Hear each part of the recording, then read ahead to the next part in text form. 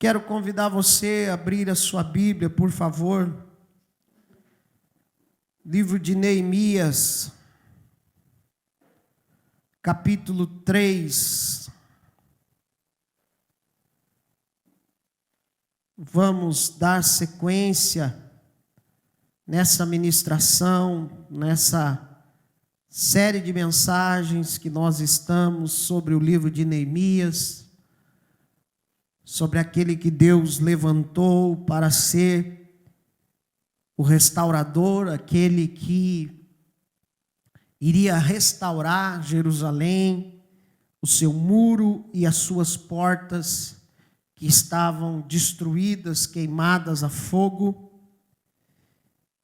E temos aprendido algumas coisas, e a partir de hoje pela manhã, ministramos essa mesma mensagem, né? Mas certamente Deus ele sempre fala de várias maneiras, né? Então quem sabe alguns irmãos estavam pela manhã, né? O pessoal que está trabalhando principalmente, mas certamente Deus pode falar com você de uma maneira diferente que falou pela manhã, amém? E hoje nós vamos iniciar então a falar sobre a restauração, a edificação das portas. E nós, trazendo para o espiritual, tem portas na nossa vida que precisam ser restauradas. Amém? Então que o Espírito Santo fale ao nosso coração nesta noite. Neemias capítulo 3, versículo 1 e 2. Diz assim: E levantou-se Eliasibe, o sumo sacerdote, com seus irmãos. Os sacerdotes edificaram a porta do gado, a qual consagraram e levantaram as suas portas, e até a torre de Beá consagraram, e até a torre de Ananel. E junto a ele edificaram os homens de Jericó, também ao seu lado edificou Zacur, filho de Inri. Amém? Vamos à palavra de Deus então, queridos. Vamos dar continuidade nesse texto, nessa palavra. E como eu disse, hoje nós vamos iniciar a restauração das portas de Jerusalém. Hoje nós vamos falar sobre a primeira porta que foi edificada por Neemias. E nós temos aprendido algumas coisas muito interessantes através de Neemias. Temos visto que ele foi um homem usado por Deus, ele foi alguém que Deus instituiu, que Deus deu condições para ele fazer o trabalho. E olhando, irmãos, como eu falei algumas semanas atrás, é interessante nós observarmos que Neemias ele começa a reconstrução dos muros pelas suas portas. Diga comigo, pelas suas portas. Agora, é interessante nós observarmos que nenhuma construção, geralmente nenhuma construção começa pelas portas, sim ou não? Você já viu alguém começar uma casa pela porta? Você já viu alguém começar uma reconstrução de algo que está caído pela porta? Não, isso não é normal. Então, Neemias começa a reconstrução dos muros pelas portas. Por que isso? Porque, irmãos, é interessante, trazendo para o contexto espiritual, nós entendermos que as portas, elas precisam estar erguidas, porque as portas, elas trazem proteção. As portas é por onde entram as coisas. Sim ou não? O bem e o mal pode entrar por uma porta. Quando você vai dormir todos os dias, antes de você dormir, normalmente, eu pelo menos faço assim, eu vou lá e dou uma conferida se a porta está trancada, se a porta está chaveada. E a porta da casa onde eu moro, ela tem um vitrozinho que é de vidro. Então eu observo para nunca deixar a chave na porta, porque se algum meliante entrar ali, ele pode quebrar o vidro sorrateiramente, meter a mão e abrir a porta. Então eu preciso estar com a porta fechada, trancada, para que não me suceda nenhum mal. Amém? Então não é à toa que Neemias começa a restauração dos muros pelas portas, porque as portas precisavam estar restauradas, as portas precisavam estar de pé, as portas precisavam estar com seus ferrolhos, com as suas fechaduras, tudo bem certinho. Então nessa noite eu quero convidar você a começar a pedir ao Espírito Santo que mostre a você, que mostre a mim, qual as portas da nossa vida que quem sabe estão escancaradas. Portas da nossa vida que foram abertas de alguma maneira e que estão ali escancaradas, e o inimigo se aproveita dessas portas abertas para que ele venha entrar. É interessante que Apocalipse capítulo 3, verso 20, a Bíblia vai dizer: eis que estou à porta aí, se alguém abrir a porta, entrarei, cearei com ele, ele comigo. Jesus, irmão, ele não arromba a porta de ninguém, ele pede para abrir. Se você abrir, ele entra. Mas Satanás, se ele enxerga uma brechinha, se ele enxerga uma porta que está com problema, que está aberta, ele entra sem pedir licença. Então, meu irmão, identifica nessa noite as portas que precisam ser restauradas. Outra coisa interessante que nós aprendemos ao longo desse estudo, dessa palavra que nós vamos ir vendo, você vai ver que todas as portas, tirando essa primeira, todas as portas foram restauradas por famílias. Diga assim comigo: famílias. Olha para a pessoa que está do seu lado, diga para ela: família. Todas as portas de Jerusalém foram restauradas por famílias específicas. Isso me mostra o quê? Que a obra do Senhor, que a igreja do Senhor, ela é feita pelas famílias. Amém? Igreja estruturada, igreja restaurada é reflexo de uma família abençoada. Se a sua casa for abençoada, se a sua família for abençoada, você vai ter uma igreja abençoada. Se a sociedade for abençoada, se as famílias da sociedade forem abençoadas, nós vamos ter uma cidade melhor, nós vamos ter um estado melhor, nós vamos ter um país melhor. Amém, meus irmãos? Você compreende isso? Então, todos nós precisamos fazer parte daquilo que Deus quer fazer na nossa vida. E olhando para o texto, então nós vamos ver, diz assim: e levantou-se Eliasibe, o sumo sacerdote, com os seus irmãos, os sacerdotes, e edificaram a porta das ovelhas, ou porta do gado, a qual consagraram, e levantaram as suas portas, até a torre de Meá consagraram, e até a torre de Ananel. Então a Bíblia diz que Eliasibe, o sumo sacerdote, que significa, o nome Eliasibe significa Deus restaura. Diga comigo: Deus restaura. A primeira coisa que eu quero me deter nessa noite é justamente o nome do sumo sacerdote. Tudo que eles iam fazer era restaurar. E essa porta, a porta das ovelhas, é restaurada por alguém que o seu nome significa Deus restaura.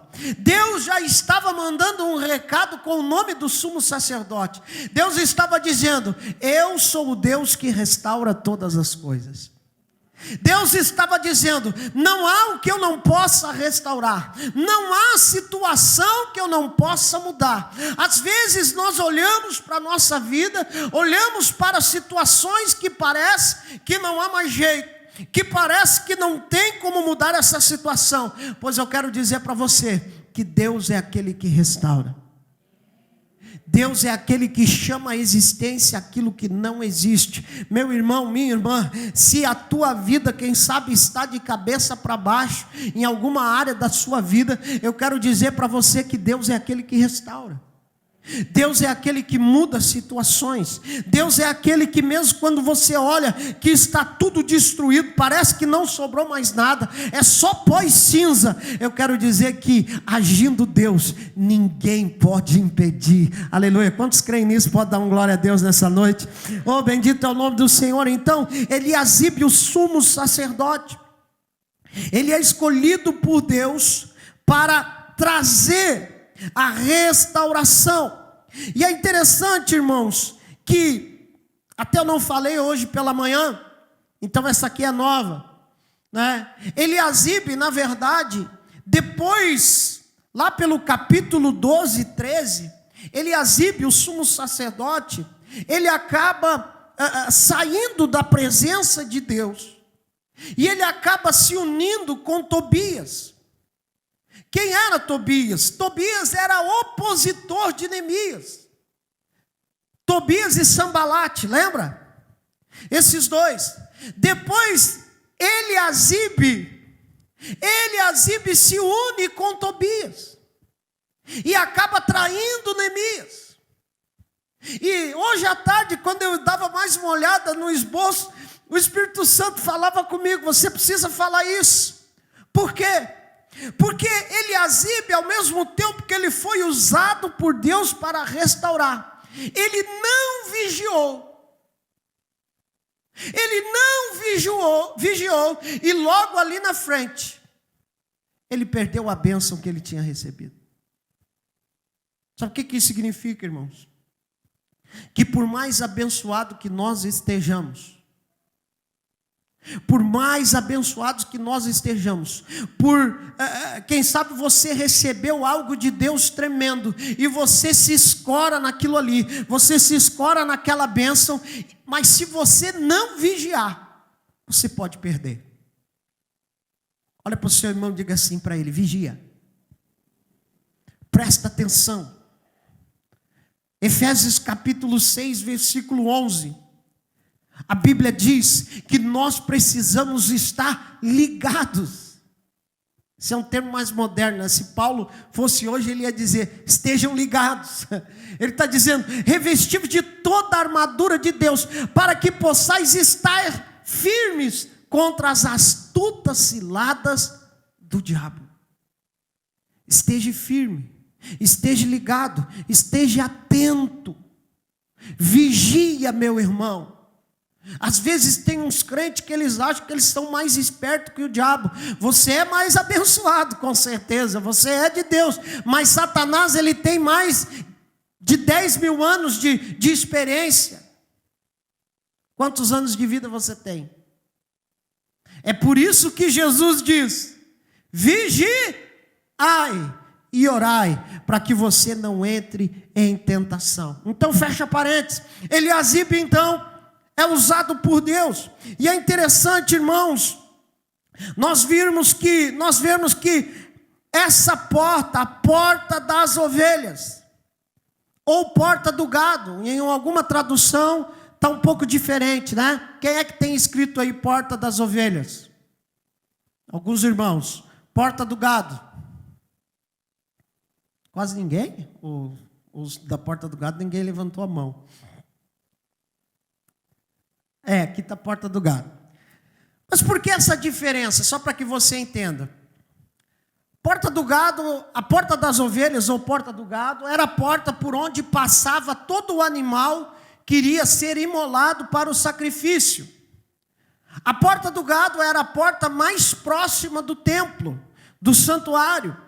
E por ali passavam os animais, bezerro, ovelha, pomba, né? era conforme a condição financeira de cada família. Os judeus, eles precisavam ir a Jerusalém pelo menos 3 vezes, em 3 festas principais: a festa dos tabernáculos, a festa do Pentecoste e a festa da Páscoa. E cada festa dessa, o judeu precisava sacrificar ao Senhor, precisava levar um animal, e era conforme as suas posses. Amém? Só que posteriormente essa porta passou a se chamar Porta das Ovelhas, porque o animal que mais levado era para o sacrifício era a ovelha. Amém? Então ela se tornou Porta das Ovelhas. Então essa porta, irmãos, ela fala algumas coisas interessantes para nós. Ela fala algumas coisas que eu quero trazer para você nessa noite, trazer para nós nessa noite, para que a nossa fé possa aumentar, para que nós venhamos aplicar algumas coisas ao nosso coração. A palavra de Deus, ela na nossa vida precisa ser aplicada. O próprio Jesus, ele nos diz: aquele que ouve as minhas palavras e as põe em prática, ele é semelhante ao homem prudente que construiu a casa sobre a rocha. Mas aquele que ouve e não pratica, ele é um homem imprudente, um homem maluco, um homem nécio. Então, essa porta, a primeira coisa que essa porta me fala é que ela fala de consagração. Diga comigo, consagração. Era a porta onde tudo que era consagrado ao Senhor, que ia ser sacrificado ao Senhor, tudo passava por essa porta. E você vai perceber, ao longo dessa mensagem, ao longo das demais mensagens, que essa porta foi a única porta que foi consagrada. Vamos lá para o versículo 1 de novo? Ali o que diz? Então se dispôs Eliasibe, sumo sacerdote, com seus irmãos, e reedificaram a porta das ovelhas e consagraram-na. Todas as outras demais portas, elas não foram consagradas. Essa foi a única porta que foi consagrada. Por quê? Porque era a porta por onde passavam todos os animais, tudo aquilo que ia ser sacrificado a Deus, consagrado ao Senhor. Então nós precisamos entender na nossa vida que a porta das ovelhas precisa ser restaurada. Achei que você ia dar um amém, pelo menos. Vou dizer de novo: a porta das ovelhas da nossa vida precisa ser restaurada. Por quê, pastor? Porque na porta das ovelhas passa tudo aquilo que é consagrado.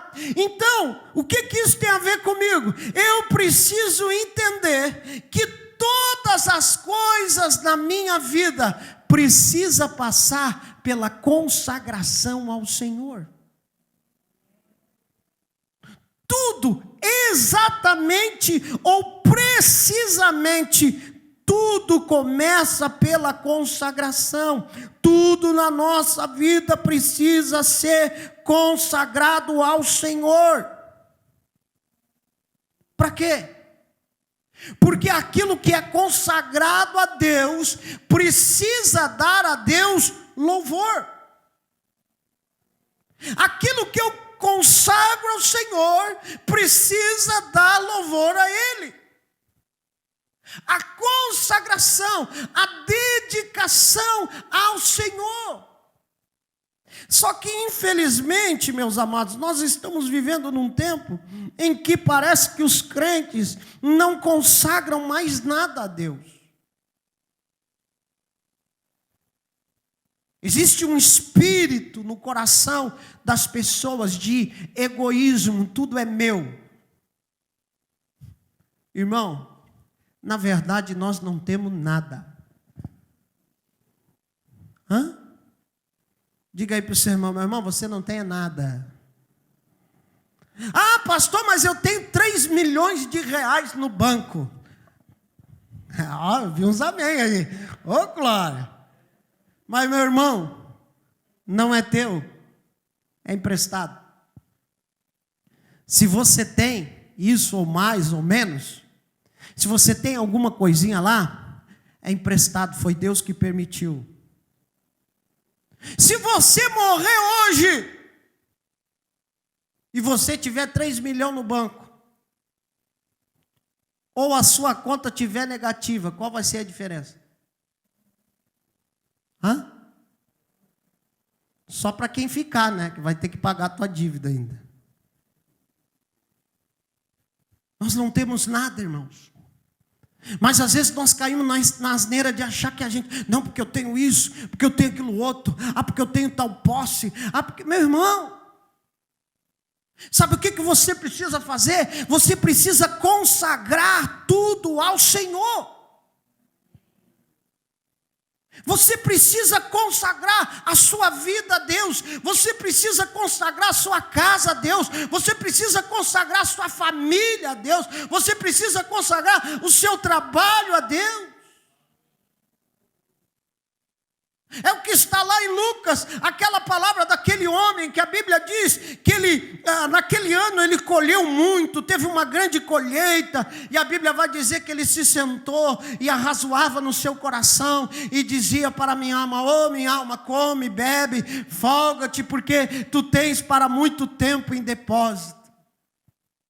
De repente ele ouviu uma voz que dizia: louco, hoje mesmo pedirão a tua alma, e o que tens preparado, para quem será? Deixa eu perguntar para você, meu irmão, minha irmã, o que você tem consagrado a Deus? Nós não temos muito essa noção de consagração.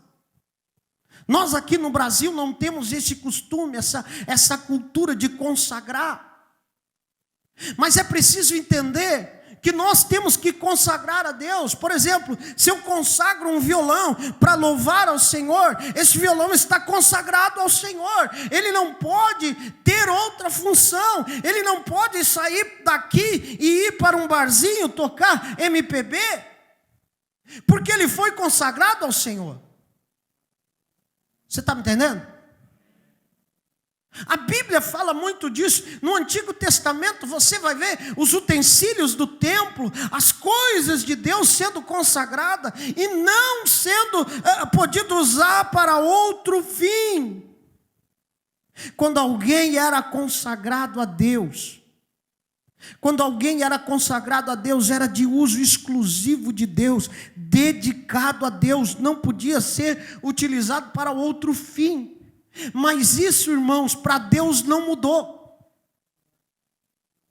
Amém? Para Deus não mudou. Quando você entregou a sua vida para Jesus, você consagrou a sua vida para Jesus. É por isso que a porta das ovelhas precisa ser restaurada na nossa vida. Porque eu preciso entender que se eu fui consagrado a Deus, Deus olha para mim diferente. Deus olha para mim com exclusividade. Deus não quer dividir você com ninguém. Deus não quer dividir você com ninguém, meu irmão, minha irmã. Você foi consagrado a Ele. Aleluia. Então a consagração, ela fala disso. A consagração, a porta das ovelhas, expressa a consagração ao Senhor. E ela mostra ali que ela foi consagrada, edificada por quem? Por sacerdotes, homens consagrados e ungidos pelo Senhor. É por isso que essa porta ela não foi edificada por famílias simplesmente, mas ela foi edificada pelo próprio sacerdote e o sumo sacerdote. Ela foi consagrada para que todo o rebanho passasse por ali com destino ao templo, fosse consagrado ao Senhor. E meus irmãos, se nós formos olhar para a Bíblia Sagrada, lá no Antigo Testamento nós vamos ver Abraão, lá em Gênesis, ali a partir do capítulo 10, quando Deus chama Abraão, você vai ver o chamado de Abraão, um homem que foi o primeiro homem a ouvir o Evangelho. E olha que privilégio, ele ouviu o Evangelho da boca do próprio Deus. Amém? Imagina o privilégio. Ele foi chamado por Deus, tirado lá da Ur dos Caldeus, daquele povo pagão, idólatra, que era um povo politeísta, servia muitos deuses. Deus chama Abraão. Abraão ouve a voz de Deus, aceita o chamado do Senhor, e por isso a Bíblia diz lá em Hebreus, que isso foi lhes imputado como justiça. E foi o homem que foi chamado amigo de Deus. Amém? Esse homem amigo de Deus, ele tinha uma profunda consciência do que era consagrar.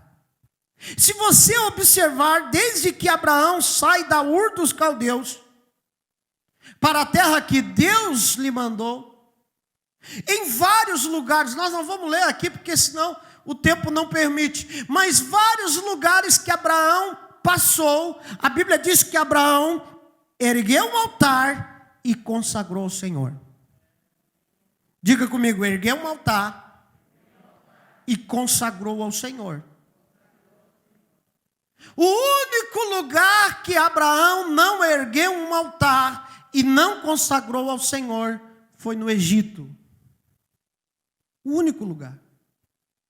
E aí vai uma que eu disse de manhã, se você puder anotar, anote. É boa demais. O único lugar que Abraão não consagrou foi o Egito. E eu pergunto para você, qual foi o lugar onde a descendência de Abraão se tornou escravo? Pergunta aí para o seu irmão, qual foi? Pergunta bíblica aí para você, qual foi? No próprio Egito. O lugar onde Abraão não consagrou altar. O lugar onde Abraão não levantou o altar e não consagrou a Deus. A sua descendência virou escravo. O que isso quer dizer, pastor?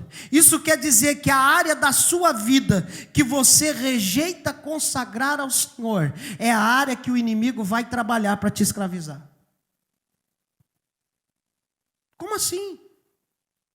É exatamente isso, irmão. Porque tem pessoa que diz assim, não, essa área da minha vida aqui mando eu. Não. Eu sou crente, dou minha oferta, pago o meu dízimo, mas nessa área aqui ninguém se mete. Pois é nessa área que Satanás vai querer te escravizar. Pois é nessa área que você não consagrou a Deus, que você está abrindo portas para que o inimigo venha agir. E eu quero falar pelo Espírito de Deus nessa noite. Consagra todas as áreas da tua vida ao Senhor. Consagra tudo ao Senhor. Porque aí você vai poder dizer como Jesus. Uma certa feita Jesus estava com os seus discípulos e ele sente a presença do inimigo, ele sente a presença do mal e ele diz: o inimigo desse mundo se aproxima de mim, mas ele nada tem em mim. Aleluia. Ele nada tem em mim. Se nós consagrarmos a nossa vida ao Senhor, todas as áreas da nossa vida ao Senhor, o inimigo não vai ter nada em você, porque tudo está consagrado a Ele. Tudo está consagrado a Ele. Então eu quero nessa noite te motivar pelo Espírito Santo. Consagra tudo que diz respeito a você, tudo que diz respeito à sua vida, aos seus negócios, à sua família, o seu lazer. Consagre tudo ao Senhor. Ah, pastor, eu não posso ter lazer? É claro que eu posso, claro que você pode. Não só pode como deve. O próprio Deus, Ele separou um dia, né? Não foi? Para descanso, para lazer, para você. Agora, você precisa até isso consagrar ao Senhor. Você precisa saber quando um lazer é saudável e quando é algo que está te afastando de Deus. Porque tem pessoas que não consagram o seu lazer ao Senhor e aí tudo é mais importante do que Deus. Tudo é mais importante. E Deus está dizendo para nós nessa noite: consagra. consagra tudo ao Senhor. Precisamos passar pela porta das ovelhas. Pela porta das ovelhas. Quem é a ovelha aqui? Só não passava pela porta da ovelha bode. Mas não tem nenhum bode aqui, né, meu irmão? Amém? O bode, ele era expulso, na verdade. O bode, ele era mandado para o deserto, representando que ele estava levando o pecado do povo. Você já viu falar a expressão bode expiatório? Quem já ouviu? Vem daí, irmão, vem lá do Antigo Testamento, era o que eles faziam. O sacerdote, né, fazia aquele negócio, botava a mão na cabeça do bode e transferia os pecados do povo para o bode, coitado do bode. E o bode ia para o deserto, bode expiatório, né? Mas nós somos ovelhas, diga comigo, eu sou ovelha, glória a Deus. Então, irmãos, é preciso haver consagração. Moisés consagra as vestes do sacerdote e os próprios sacerdotes e torna santas ao Senhor. Êxodo capítulo 29, versículo 9. Olha o que diz o texto. E os cingirás com o cinto, e Arão e a seus filhos, e lhes atarás as tiras, para que tenham o sacerdócio, por estatuto perpétuo, e consagrarás a Arão e a seus filhos. Levítico capítulo 8, versículo 1 e 2. Diz assim: falou mais o Senhor a Moisés, dizendo: toma Arão e a seus filhos com ele, e as vestes, e o azeite da unção, como também o novilho da expiação do pecado, e os 2 carneiros, e o cesto dos pães ázimos. Então aqui fala da consagração do sacerdote, a consagração daqueles que seriam de uso exclusivo para Deus. E aí eu entendo, meu irmão, minha irmã, que aquilo que é consagrado a Deus não é mais meu. Quando eu consagro alguma coisa ao Senhor, não me pertence mais. Isso é forte. Isso é forte porque Jesus disse que aquele que achar a sua vida, perdê-la. Mas aquele que perder a sua vida por amor de mim, achá-la. Parece meio doido, né? Parece um negócio meio... Mas é exatamente isso. Quando a minha vida, ela é consagrada a Deus, ela não é mais minha. Ela está na mão do Senhor. É o Senhor que manda, é o Senhor que controla. O problema, irmãos, é que nós queremos o controle. É ou não é? E não vem dizer para mim que não, porque a gente é assim. A gente sempre quer ter o controle. Desde o controle da televisão, né? Quando tem mais de 2 irmãos em casa, então 3 vão assistir TV, a briga é pelo controle. Cada qual quer ter o controle na mão, né? Mas quando eu estou olhando, o controle é meu e ninguém tira. Pastor, o que isso tem a ver? Nós gostamos de ter tudo controladinho, tudo na mão. E às vezes nós caímos na asneira até de querer ajudar Deus. É ou não é?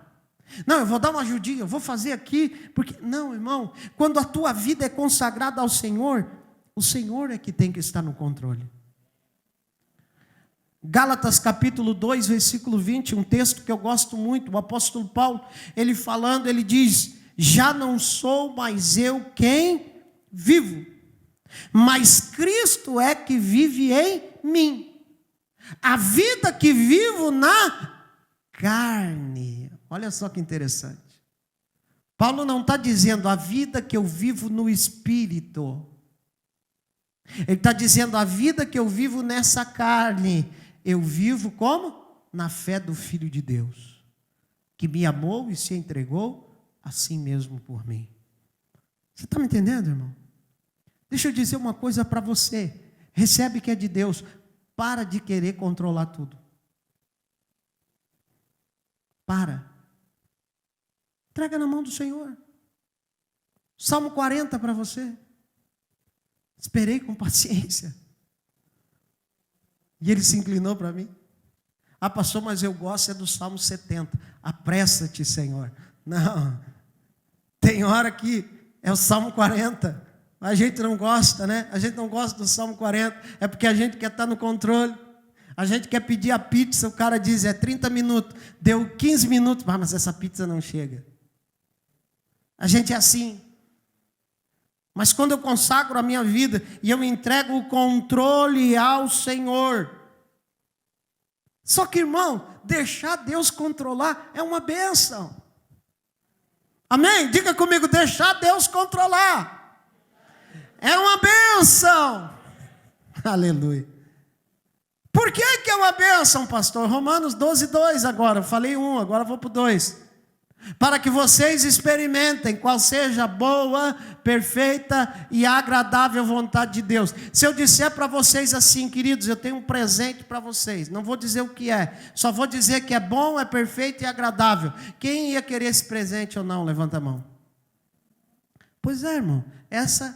Esse é o presente de Deus para você, a vontade dele. Agora, a vontade dele tem que prevalecer, mesmo quando ela aparentemente não é boa. Quando a vontade de Deus, ela bate, fecha com o que a gente quer, oh, aleluia, glória, oh, maravilha, Deus, fala mesmo. Mas se a vontade de Deus ela não está de acordo com aquilo que eu quero no momento, é pior do que criança mimada. Faz beicinho, chora, bate o pé e diz, eu não vou servir mais a Deus, vou sair da igreja agora. Não, meu irmão. Deus está dizendo para você que Ele quer o controle total da tua vida, das tuas ações. A porta das ovelhas fala da consagração, de consagrar a sua vida ao Senhor e entregar a Ele o controle. Ezequiel 47, versículo 5 e 6. A Bíblia fala de quando Ezequiel tem aquela visão, água pelos artelhos, água pelos joelhos, água pela cintura, lombos e até o momento que não dá mais para controlar. E aí a palavra do Senhor está dizendo sobre isso, justamente de controle. Mas olha o que diz aqui, mediu mais 1000, e era um rio que não se podia atravessar, porque as águas eram profundas, águas que se deviam passar a nado, rio pelo qual não se podia passar. E disse-me, viste isso, filho do homem? Então levou-me e me fez voltar para a margem do rio. O que isso tem a ver, pastor? Querido, você viu que aqui o texto vai dizer que quem levou ele foi o Espírito Santo de Deus. Sabe o que eu aprendo? Que quando eu consagro a minha vida ao Senhor, agora é o Espírito Santo que me leva. Aleluia. É o Espírito Santo que me conduz. É o Espírito Santo que vai me levar aonde Ele quer. É o Espírito Santo que vai me conduzir. Querido, e ser conduzido pelo Espírito Santo, não tem coisa melhor. Você não vai errar. Se o Espírito Santo te conduzir, você não vai errar. Você não vai errar nas suas escolhas. Você não vai errar nos seus negócios.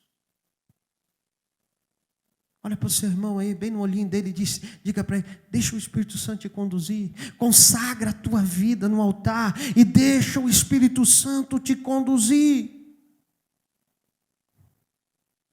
Eu vou seguir porque a hora passa. A segunda coisa que eu aprendo na porta das ovelhas é que ela fala de sacerdócio. Diga comigo, sacerdócio.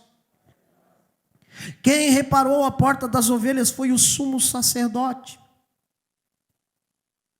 Por quê? Porque o sacerdócio em Israel, ele estava destituído. Não havia templo. O templo estava destruído. Israel, quando estava cativo, não podia fazer os sacrifícios do templo, não podia oferecer ao Senhor holocausto, porque não havia templo em primeiro lugar, e porque normalmente as nações que escravizavam Israel não deixavam. Então, quando a porta das ovelhas está sendo restaurada pelo sumo sacerdote, está sendo restaurado o sacerdócio. Amém? Pastor, mas o que isso tem a ver comigo? Se eu não sou sacerdote, se eu não sou pastor, mas nós temos o sacerdócio universal de todo crente. 1 Pedro capítulo 2, versículo 9. Acompanhe na tela aqui comigo. Olha o que Pedro diz. Vós, porém, sois raça eleita.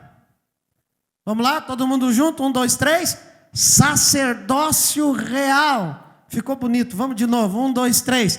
Sacerdócio real.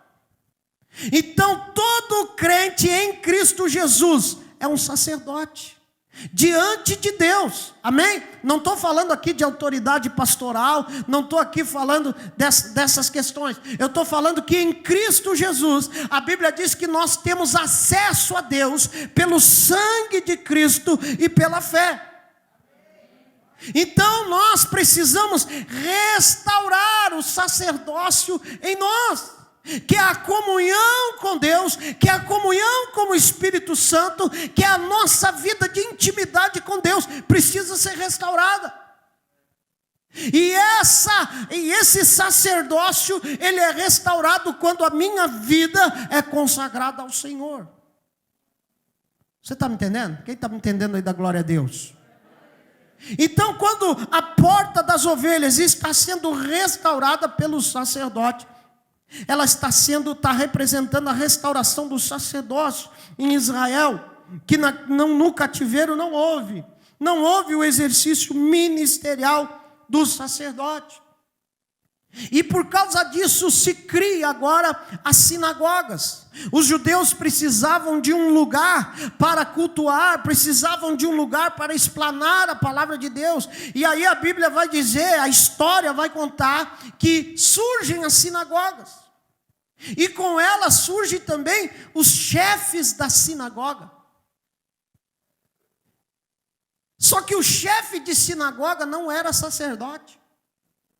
O chefe da sinagoga, ele era alguém que podia explanar a palavra.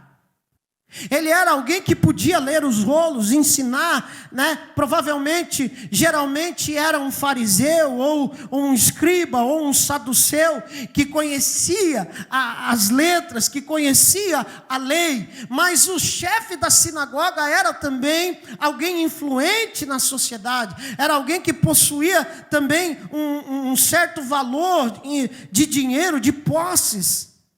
E isso também, nesse interim, entrava questões políticas, que depois, lá na frente, Jesus vai repreender, quando ele entra no templo com o azorrague. Você sabe o que é o azorrague? Um chicote, com ponta de osso e de chumbo. Alguns dizem assim, Jesus é seu amor, Jesus não repreende. Não, irmão, tem hora que Jesus pega o chicote. Diga para o seu irmão aí, tem hora que Jesus pega o chicote. Jesus pegou o chicote e acabou com tudo lá no templo, mas deu-lhe de relho. Essa expressão, acho que Jesus era meio gaúcho, né, irmão? Deu-lhe de relho nos camaradas. Mas fecha parênteses. O que isso tem a ver? Isso tem a ver, meu irmão, minha irmã, que nós estamos vivendo num tempo que tem muita gente que acha que é sacerdote, mas é chefe de sinagoga. Por quê, pastor?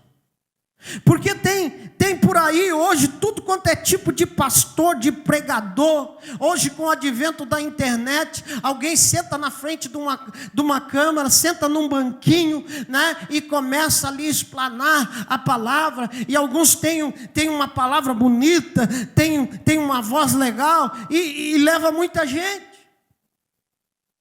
Só que sobre ele não há unção de sacerdote.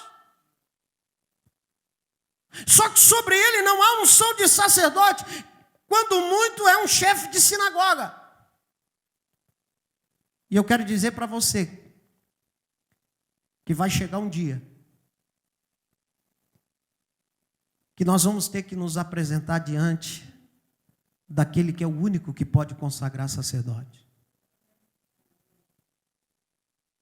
Lá em Hebreus capítulo 13, versículo 17, tem um texto que sempre que eu leio, eu tremo a perna.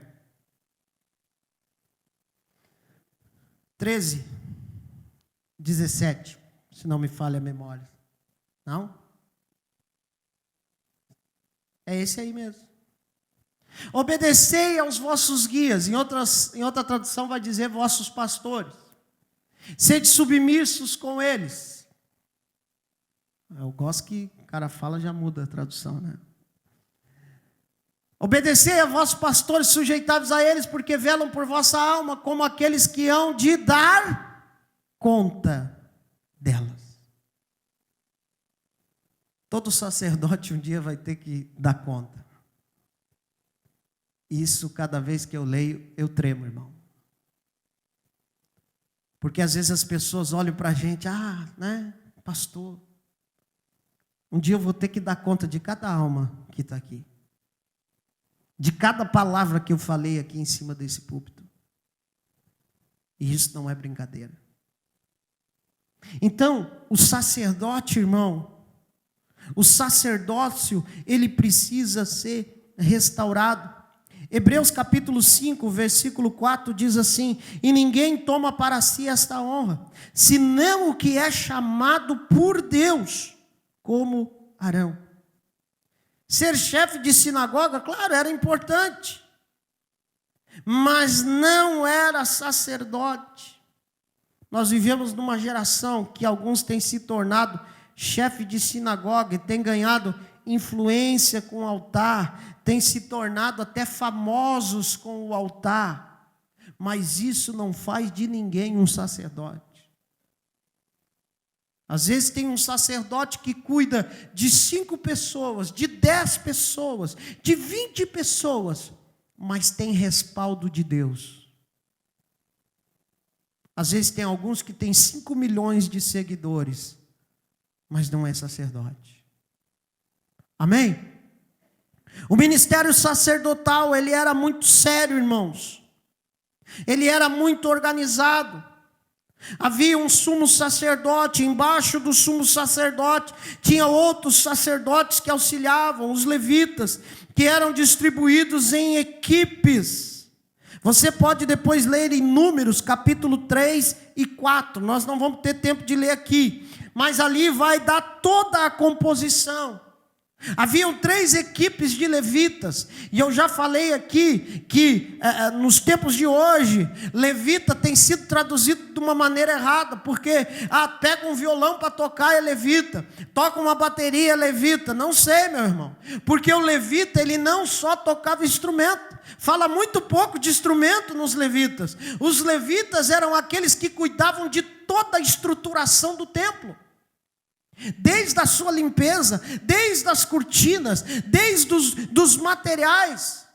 E a Bíblia vai dizer lá que eram os coatitas, gersonitas e meraritas. Os coatitas eram responsáveis por organizar os móveis do tabernáculo, montar e desmontar, tudo isso era com eles. Os gersonitas, o que eles faziam? Os gersonitas, eles pegavam os utensílios. Mas já? Tá terrível, hein? Os gersonitas, irmãos, eles eram responsáveis por pegar os utensílios do templo e enrolar nas cortinas.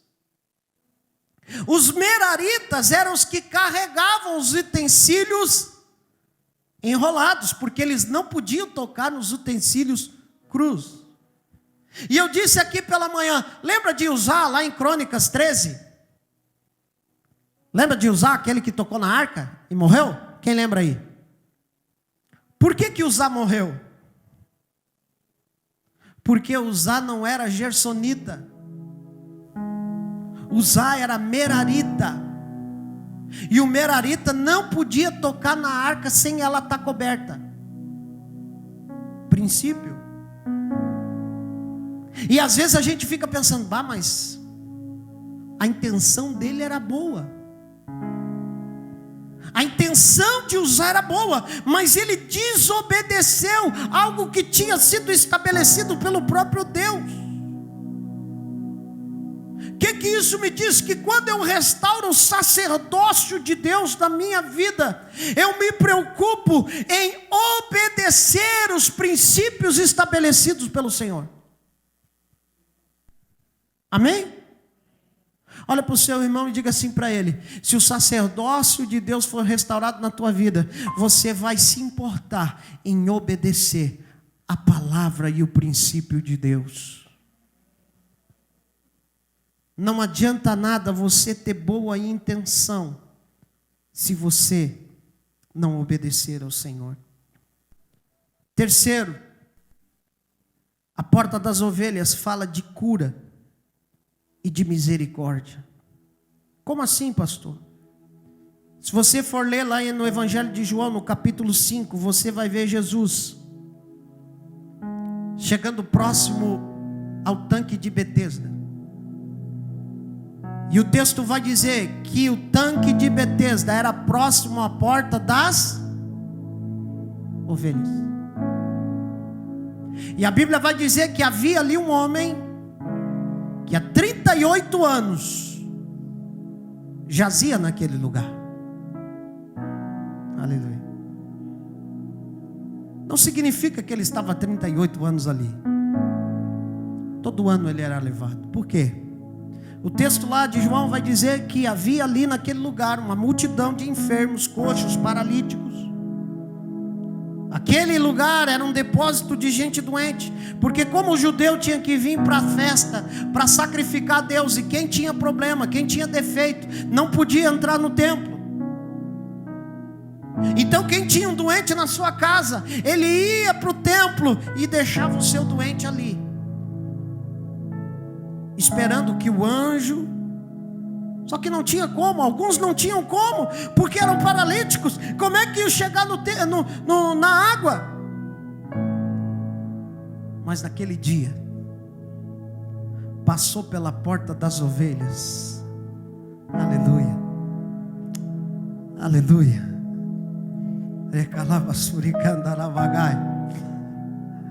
Aquele dia não foi o anjo.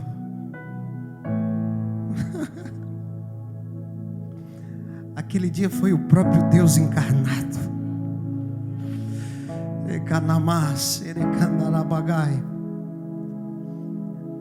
Aquele dia o próprio Cristo passou pela porta das ovelhas. Porque quando você passa pela porta das ovelhas tem cura. Quando você passa pela porta das ovelhas tem misericórdia. E eu quero dizer nessa noite, a porta das ovelhas na tua vida precisa ser restaurada. É um tempo de consagração a Deus, é um tempo de restauração a Deus. E Deus quer fazer coisas tremendas na tua vida. Deus quer te curar, Deus quer te restaurar. Mas nessa noite, passa pela porta das ovelhas. E quando Jesus encontra aquele homem, ele pergunta: quer ser curado? Aquele homem estava tão amargurado, tão triste, tão acostumado com a sua situação, que ele não diz eu quero. Ele começa a reclamar, ele começa a dizer: Senhor, mas quando o anjo vem e movimenta as águas, chega outro na minha frente.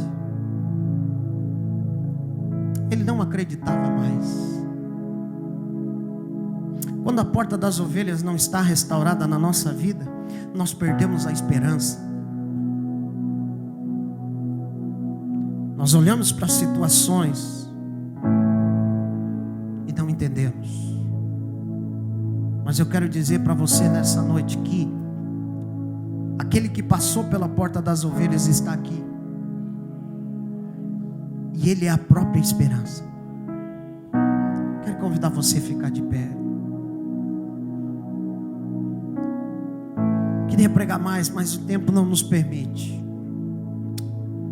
Aleluia. E outra coisa interessante que eu aprendi nessa mensagem,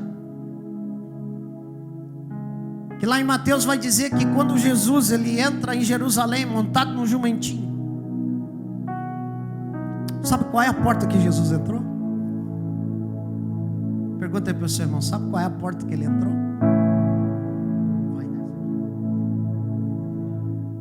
Sabe qual é a porta que Jesus entrou? A porta das ovelhas. E eu quero dizer nessa noite, querido, que a porta das ovelhas também é a porta do rei. Acho que alguns não entenderam, vou dizer de novo. A porta das ovelhas é a porta do rei. Deixe entrar o rei da glória. Aleluia. Deixe entrar o rei da glória. Fecha os teus olhos. Levanta tuas mãos aos céus. Há uma unção de Deus nesse lugar, querido.